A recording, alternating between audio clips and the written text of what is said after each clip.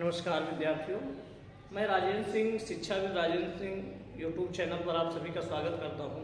आज हम बाल विकास, बाल मनोविज्ञान या शिक्षा मनोविज्ञान जिसको कह सकते हैं, उसके एक प्रमुख टॉपिक पर हम चर्चा करेंगे, जो स्कूल्स ऑफ साइकोलॉजी, मनोविज्ञान के संप्रदाय, वो ऐसे संप्रदाय जिन्होंने शिक्षा को भी प्रभावित किया है, उन्हीं पर हम केवल चर्चा करेंगे। इन संप्रदायों में हम सबसे पहले आज बात कर लेते हैं। सबसे पहला संप्रदाय जो आता है वो संरचनावाद संप्रदाय है। संरचनावाद संप्रदाय क्या है, इस पर हम पहले भी चर्चा कर चुके हैं। संरचनावाद संप्रदाय के जो प्रवर्तक हैं वो इसको संरचनावाद संप्रदाय को अंतर्दर्शनवाद भी कहा गया है। संरचनावाद को अंतर्दर्शनवाद भी कहा गया है। और इसके प्रतिपादक जो हैं वो विलियम वुंड और टिश्नर है। विलियम वुंड और टिश्नर इस संप्रदाय के प्रवर्तकों में माने जाते हैं। विलियम वुंड के बारे में हमने पहले चर्चा की है। विलियम वुंड ने जर्मनी के लिप्जिग विश्वविद्यालय में मनोविज्ञान की प्रथम प्रयोगशाला स्थापित की थी 1879 में।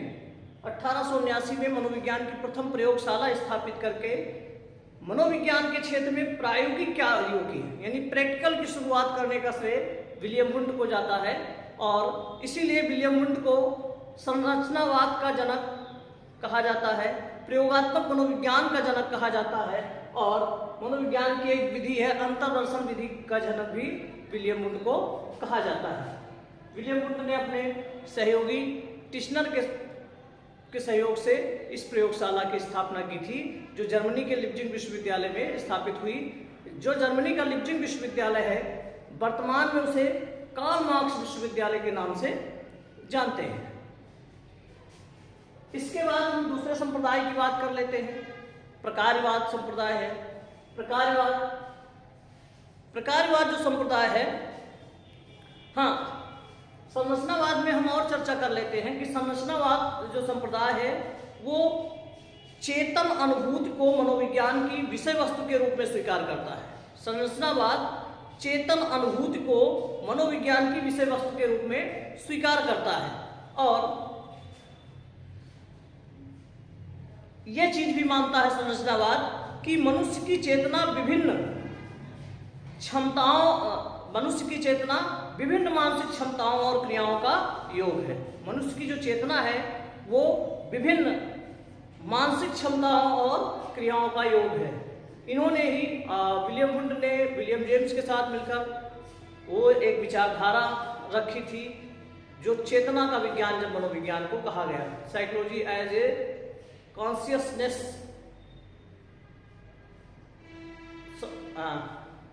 कॉन्शियसनेस के रूप में इसको चेतना के मनोविज्ञान के रूप में देखा गया। अब दूसरे संप्रदाय पर आते हैं, जिसका नाम कहना चाहेंगे प्रकार्यवाद।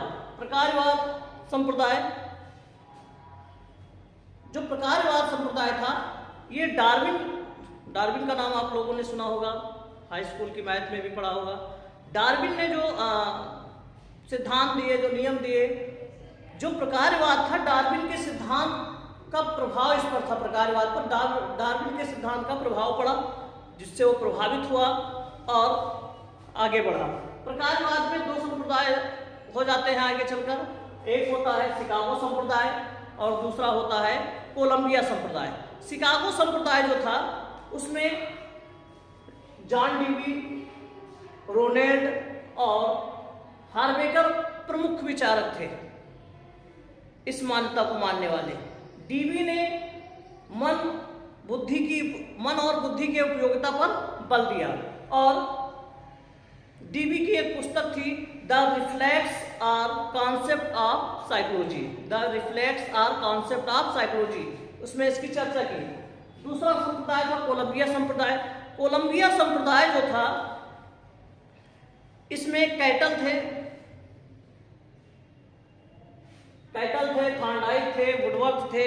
ये प्रमुख लोग थे जो कोलंबिया संप्रदाय से जुड़े हुए थे। वुडवर्थ की एक पुस्तक थी, कंटेम्परेरी स्कूल्स ऑफ साइकोलॉजी, जिसपे उन्होंने इसकी चर्चा की थी। फिर दूसरा संप्रदाय आ जाता है आपका व्यवहारवाद। जैसे आपको पहले से पता है, इसकी चर्चा भी हमने की थी। ये कहा गया था कि मनुष्य की समस्त क्रियाओं का आधार उसका व्यवहार होता है, व्यवहार के आधार पर ही वो सारे कार्य करता है, इसलिए मनोविज्ञान व्यवहार का विज्ञान है, ये व्यवहारवाद में कहा गया है। इसके जो व्यवहारवाद के जो प्रवर्तक थे वो जोनाथन बी वाटसन, जेबी वाटसन जिसको कहा जाता है, वो प्रमुख प्रवर्तक थे। जेबी वाटसन ने एक पुस्तक लिखी, बिहेवियर उनकी एक पुस्तक थी, 1914 में प्रकाशित हुई। बिहेवियर में उन्होंने व्यवहारवाद की चर्चा की है। व्यवहारवादियों का मानना है कि मानव के संपूर्ण व्यक्तित्व की जांच उसके व्यवहार और क्रियाओं से होती है। मानव के संपूर्ण व्यक्तित्व की जांच उसके व्यवहार और क्रियाओं से होती है। ठीक, तो व्यवहारवाद में जेबी वाटसन के साथ साथ मैक्स वेयर, वीस, हल, स्किनर और पावलोव भी प्रमुख रूप से आते हैं। फिर इसके बाद बात की जाती है अगले संप्रदाय की, तो वो मनोविश्लेषणवाद है। मनोविश्लेषणवाद जिसके प्रवर्तक जो थे वो सिगमंड फ्रायड, वियना के चिकित्सक थे सिगमंड फ्रायड। इस विचारधारा के संप्रदाय के प्रवर्तक माने जाते हैं। उन्होंने मनोविश्लेषण विधि, स्वप्न विश्लेषण विधियों का भी प्रतिपादन किया। और मनोविश्लेषणवाद में अन्य विचारकों में एडलर थे और युंग थे। 1912 के आसपास इस संप्रदाय का अस्तित्व आया। जो मनोविश्लेषणवादी थे, ये अज्ञात मन की चेष्टाओं का अध्ययन कर रहे थे, अज्ञात मन की चेष्टाओं का अध्ययन कर रहे थे। और इन्होंने कहा कि इदम, अहम और पराहम की बात की इन्होंने, इद, ईगो और सुपर ईगो, और चेतन व अचेतन मन की चर्चा इन्होंने की अपने सिद्धांत में। इन्होंने कहा कि इदम जो होता है, इदम मनुष्य का ऊर्जा, इदम मनो ऊर्जा का भंडार है। मनुष्य का ज्यादातर व्यवहार जो होता है उसके इदम से, यानी अचेतन मन से ज्यादा प्रभावित होता है चेतन की अपेक्षा। अचेतन मन मतलब हमारी, कह सकते हो, हमारी नैसर्गिक इच्छाएं, हमारी दमित इच्छाएं, हमको आज तक, बचपन से लेकर आज तक जो भी चीजें हमको नहीं मिली है, जो भी हमारी इच्छाएं अधूरी रह गई, मैक्सिमम हर दिन हमारी इच्छाएं अधूरी ही रह जाती हैं। इच्छाएं अधूरी रह जाती हैं, कहीं जाती नहीं है, हमारे अचेतन मन में संग्रहित होती रहती हैं। और आवश्यकता पड़ने पर जब हमको मौका मिलता है तो हमारा वही अचेतन मन हमारे व्यवहार को प्रभावित करता है। फॉर एग्जाम्पल, जैसे हम मार्केट में गए कोई सामान खरीदने, आज हमारे जेब में पैसा नहीं है, सामान हमको बहुत अच्छा लगा, तो देखे, मन में आ गई बात कि काश हमारे पास पैसा होता तो इसको ले लेते। फिर कभी गए और वो सामान दिख गया, तो पहले हम यही कहेंगे कि अच्छा आज दिख गया, आज हमारे पास पैसा, इसको ले लेते हैं। तो यही होता है कि अचेतन मन से हमारा व्यवहार, कहते हैं आज तो छोड़े देना है, कभी मिलोगे तब बताएंगे।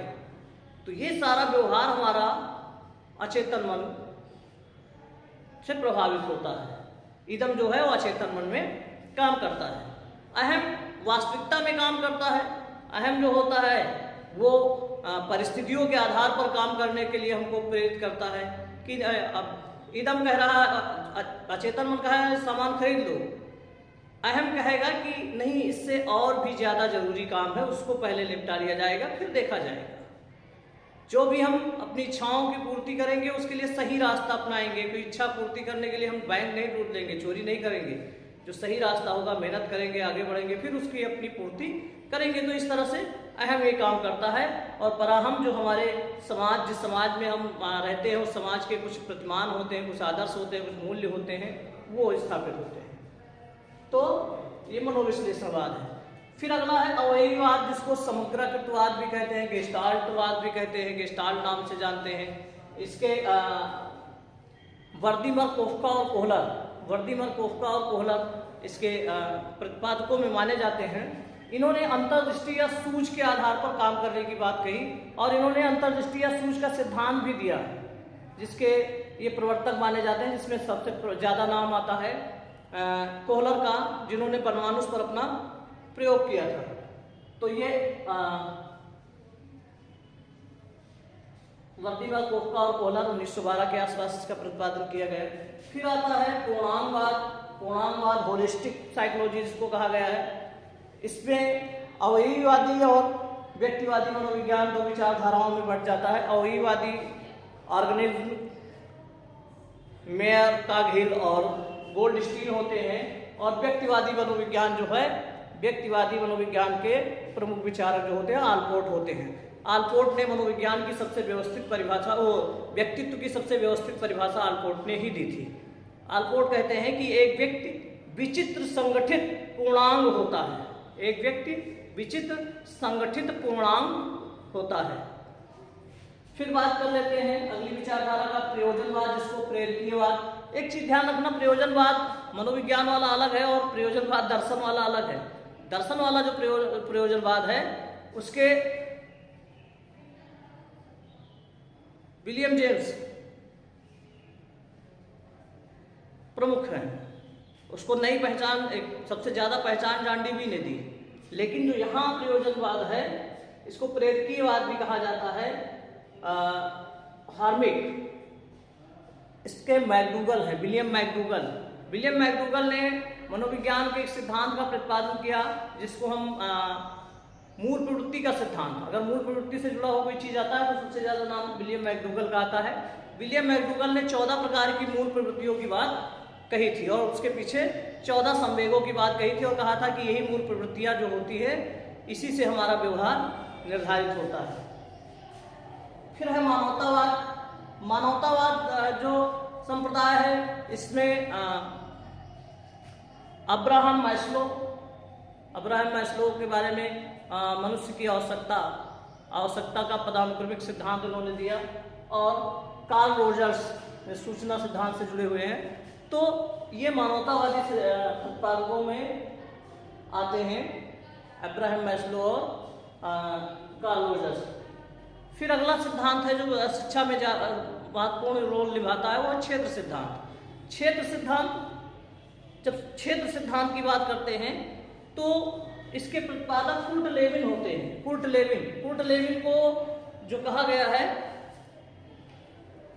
कुर्ट लेविन जो गेस्टाल्टवादी हैं, अवयवीवादी, इन लोगों के साथ मिलकर काम भी कर चुके थे। कुर्ट लेविन ने इनके साथ काम भी किया था और इनकी 2 बुक थी कुर्ट लेविन की जो सबसे बहुत चर्चित हुई। पहली बुक थी प्रिंसिपल ऑफ टोपोलॉजिकल